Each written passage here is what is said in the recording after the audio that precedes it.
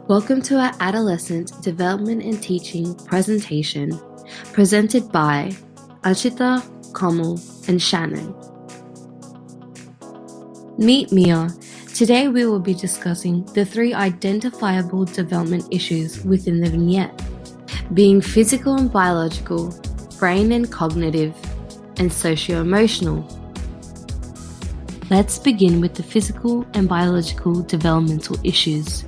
Mia is an adolescent who is physically more mature than her peers. According to Dawn, Woodward, and Biro, some 13-year-olds can appear adult-like in size, sexual maturation, and behavior, whereas others can show a more childlike immaturity in some or all of these domains. This is not simply a matter of physical development, but pubertal development. Biological changes that occur during puberty are the production of sex hormones, primary and secondary sex characteristics, and growth spurt. These changes not only affect Mia's physical appearance, but her psychological state. However, not all adolescents experience puberty at the same time. There can be early or late maturing adolescents. It's apparent that Mia is an early maturing adolescent as she appears physically more mature. This may mean Mia has already reached both stages of puberty, adrenarche and gonadarche, as some secondary sex characteristics such as breast buds and hair growth may be the reason to why she appears more physically mature. So what are the negative implications that stem from her physical development? Negative body image issues can arise as Mia may feel uncomfortable or out of place in her physically developing body, which can lead to issues such as eating disorders and also affect Mia's identity, which could be the cause of her cyberbullying. Moore, Harden, and Mendel suggest girls who experience earlier pubertal timing relative to their peers also exhibit earlier timing of sexual intercourse and more unstable relationships. Thus, Mia could be subject to more attention from older boys and is more likely to become sexually active, which can lead to pregnancies and STIs. According to Kavanagh, Regal, Coleman, and Krosno, the social and psychological risks associated with early puberty will disrupt girls' academic performance. This disruption will lead to higher dropout rates, and for those who graduate, lower academic achievement. This could be an indicator of Mia not showing up to certain classes, as her pubertal development may cause disruption. Now let's look at the biological perspective to Mia's problems. As stated by Laviola and Marco 2011 and Poletti in 2009 in their research, adolescence is a time of synaptic pruning and cortical myelination in brain, resulting in faster processing of mind, which is why Mia likes maths and science. But now she often complains of forgetting her class stuff. From a biological perspective, there could be 3 reasons for Mia forgetting her class content. First, hormones. With the surge of brand new hormones such as estrogens and androgens, the brain gets overstimulated with emotions that are often difficult to control, affecting attributes such as focus, planning, memory, and the control of social behaviors. Consequently, teenagers like Mia tend to forget essential things like classroom learnings. Second, sleep deprivation. Studies from Nina et al. 2020 suggest that production of melatonin occurs at a different time in adolescence, resulting in loss of sleep. This could be one of the reasons that Mia is not able to concentrate and grasp the content of maths and science. Third could be multitasking. Considering Mia's financial problems mentioned in the vignette, there is a high possibility of her working to support her parents. Juggling between too many responsibilities like school, work can create an overload on Mia's brain, resulting in forgetfulness. Cognitive perspective to Mia's problem. According to Piaget's theory, as mentioned in Arnett 2014, learning new concepts involved controlled processing, which is heavy on working memory and inhibits us from multitasking, with Mia being occupied with her phone and also a target of cyberbullying, will be negatively impacting her cognitive functioning, leading to depression and working memory defects, affecting her studies. Furthermore, Winneed also says Mia does not associate with her peers who can help her in understanding concepts of maths and science, as per Vygotsky's theory.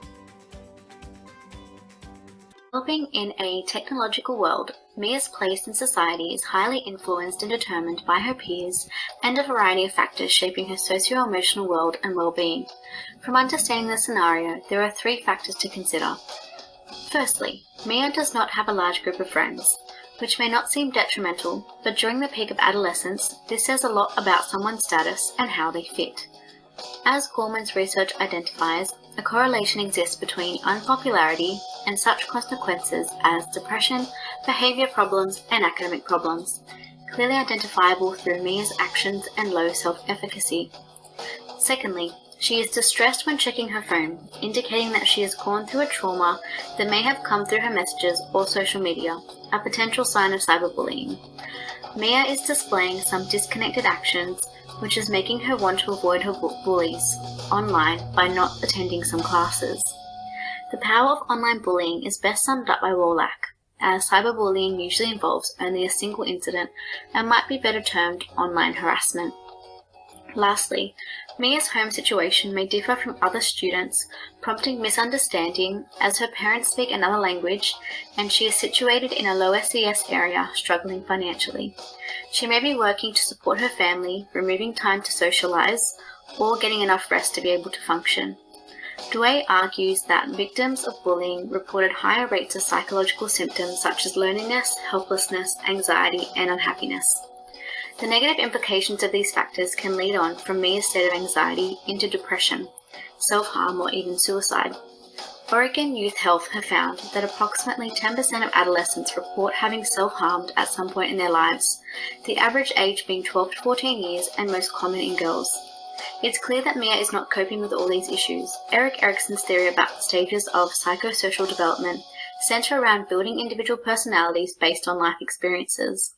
Mia is experiencing a conflict with the current stage she is in, identity versus confusion. Mia is taking on challenges that hinder the development of her identity. We now present a series of interventions to assist Mia's success at school and optimal well-being. This is portrayed through a strength-based approach, focusing on building on the strengths and like Mia already possesses.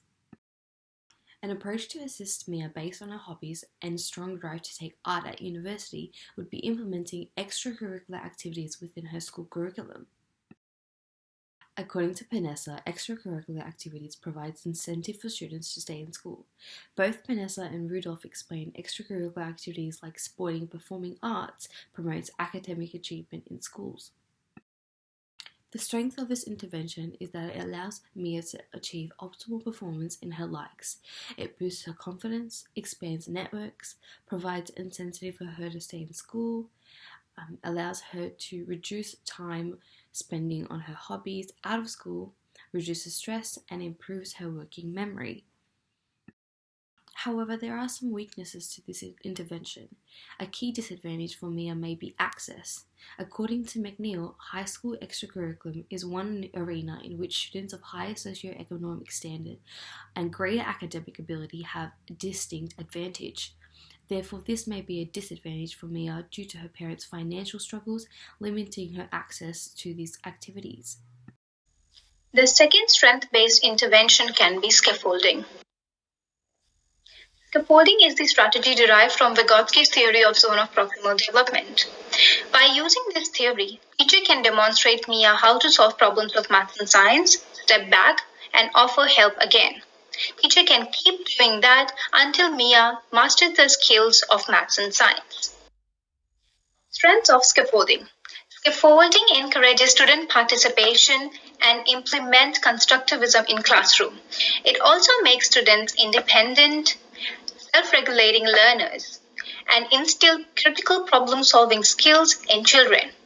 It also helps students to build on their prior knowledge. It will also help Mia in grasping the content of maths and science.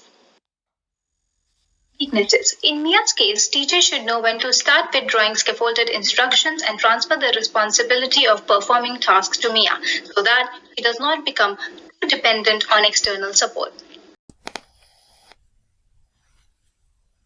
A socio-emotional intervention needs to consider Mia's well-being as a central component and encourage coping strategies and resilience while still focusing on positive connections with people and goal setting. This intervention should mirror the intentions of the Australian Student Wellbeing Framework by emphasising support, inclusion and student voice. Incorporating meditation and mindfulness within Mia's routine will help her deal with the barriers by encouraging deeper breathing techniques, minimising anxiety. This form of active relaxation can move Mia away from negative thoughts and encourage less time on social media and more time dealing with emotions, sleeping well, and getting to know her true identity. The benefits outweigh the minor weaknesses. As a strength-based approach, however, meditation is an individual experience and connection with others is not the focus and could isolate Mia even further, neglecting the New South Wales Student Wellbeing Framework of Connect, Succeed and Thrive. Moving the meditation within the classroom as a group could also become a solution, as students who meditated in the classroom experienced a transformation in their thinking and behaviour.